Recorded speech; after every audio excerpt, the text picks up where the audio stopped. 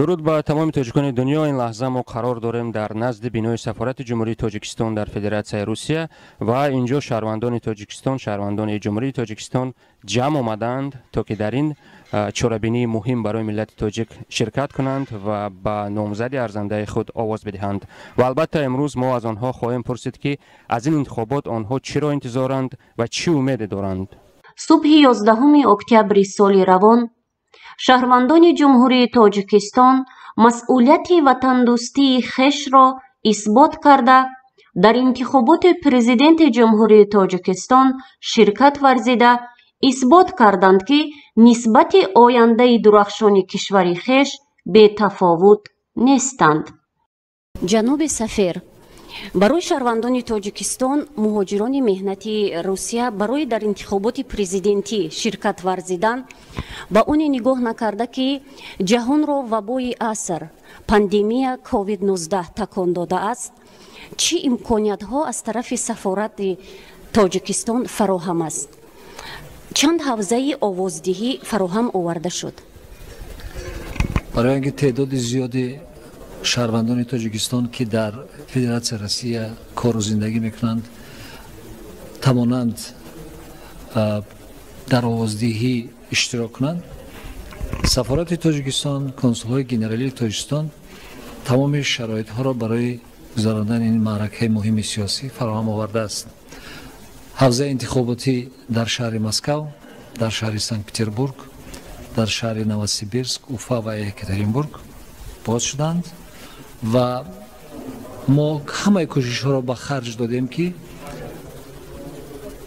که مردم توانند به حوزه انتخاباتی بیایند و با رعایت همه چاره‌هایی که برای بهداشت، یعنی برای پیشگیری کردن این کووید 19 آغاز خود را دیدند و ما فکر میکنیم که این شرایط را ما فراهم آوردیم و ما میبینیم که شهروندانی که امروز به سفارت آمدند اونا فاصله گیری میکنند، با نقاب همشون هستند و سانیتایزرها هم دست پوشک های هم در ما هست و ما در درآمدگاه سفارت این شرایط را فراهم آوردیم اونا میتونن از این استفاده کنند و ما میبینیم که همون طلبات های بهداشتی رعایت شده ایستادند.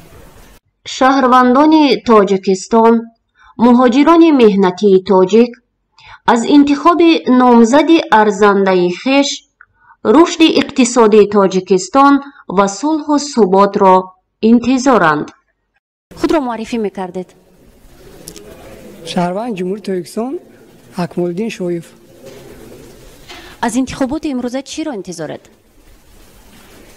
از انتخابات چون هر وقته بهبودی را انتظاریم تا این وقت که من از بین بعدی صاحب استقلال شدن سالهای زیاد گذشت خیلی آبادی دیده می شود.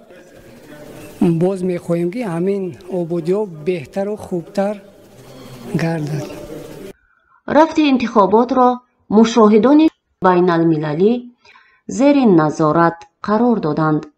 یکی از ناظران Андрей Александрович чунин иброз дошт.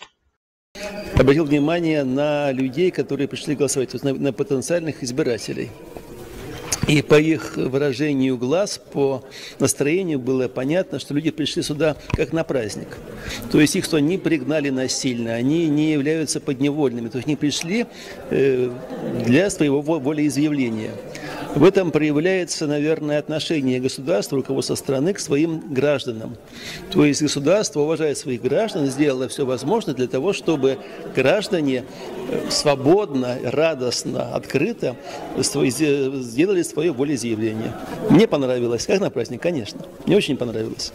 شهروندان تاجیکستان مسئولیت شهروندی خویش را حس کرده از دیگر ولایت‌های مسکو آمده در این انتخابات شرکت ورزیدند. امروز ما با یک گروه کلان تاجیکان مقیم شهر ایوانوو و دانشجویی که در آنجا تحصیل علم دارد با یک روی بالیده با یک نیت نیک به اینجا آمدیم که با نامزد ارزنده خویش آواز خود را دهیم. از انتخابات چی را انتظارید؟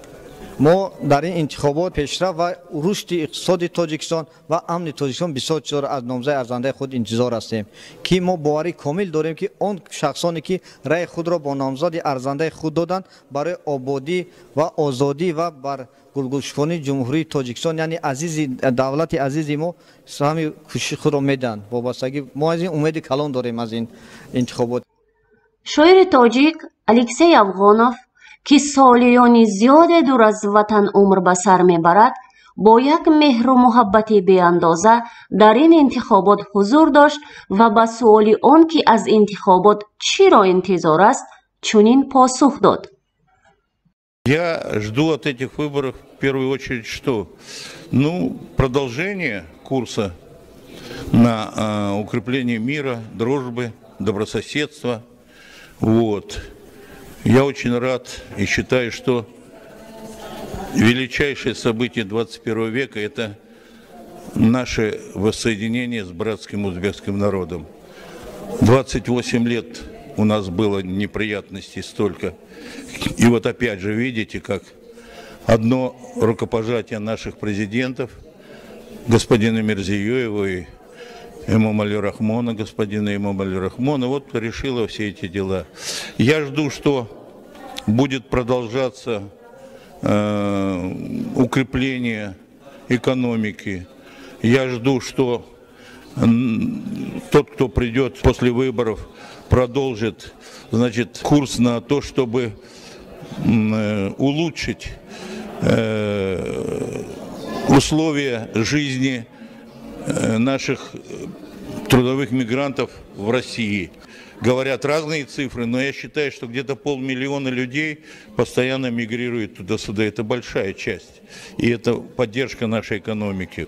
Я жду, что улучшится жизнь народа таджикского, великого таджикского народа, глубоко мною любимого, улучшится после этих выборов. Новые люди, которые придут, вот. Потому что кроме президента, я так считаю, если перевыборы, может быть, будут в правительстве какие-то изменения, может, будут еще где-то изменения, что они будут все в лучшую сторону, и мы пойдем, так сказать, путем на улучшение нашей жизни. Что основное для государства? Улучшение жизни народа.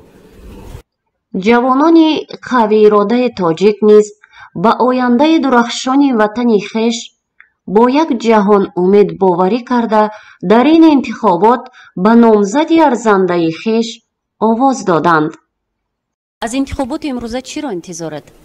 аз интихоботи имрӯза рушди иқтисодӣ, пешрафти кишвар ва оромию сулҳу суботро интизор ҳастем.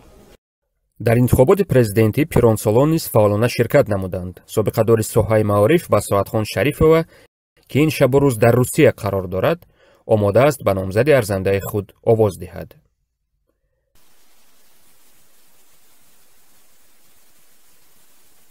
иштирок дар интихобот қарзи шаҳрвандист. меҳрзод шарифзода, матлуба салимзода, махсус барои радиои муҳоҷир.